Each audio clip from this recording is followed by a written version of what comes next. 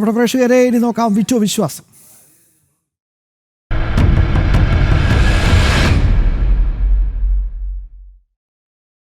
ശബരിമല സ്വർണ്ണ കവർച്ച കേസിൽ UDF ഭരണസമിതിക്ക് കുരുക്ക്. വാജിവാഹനം ഉൾപ്പെടെ തന്ത്രിക്ക് അവകാശപ്പെട്ടതല്ലെന്ന ദേവസ്വം ഉത്തരവ് ലംഘിച്ച് ഭരണസമിതി 2012 ബോർഡ് കമ്മീഷണറുടെ ഉത്തരവാണ് ലംഘിച്ചത്. പുതിയവ സ്ഥാപിക്കുമ്പോൾ പഴയ വസ്തുക്കൾ പൊതുസ്വത്തായി സൂക്ഷിക്കണമെന്നാണ് ഈ ഉത്തരവിൽ പറയുന്നത്. തന്ത്രിക്ക് ചട്ടവിരുദ്ധമായി വാജിവാഹനം കൈമാറിയതിൽ UDF സർക്കാർ നിയമിച്ച മുൻ ദേവസ്വം ബോർഡിന് കുരുക്കാവുകയാണ്. 2017 വാജിവാഹനം നൽകിയത് പ്രയാർ ഗോപാലകൃഷ്ണൻ പ്രസിഡന്റായ ബോർഡാണ്.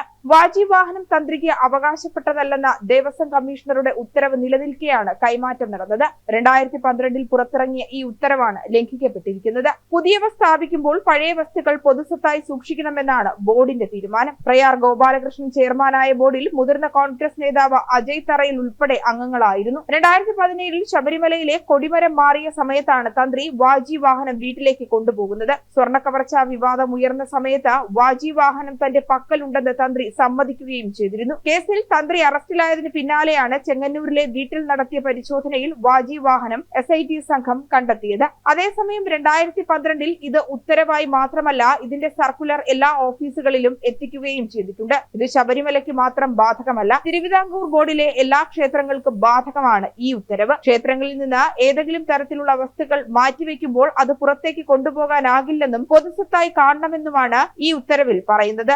ജനം, തിരുവനന്തപുരം.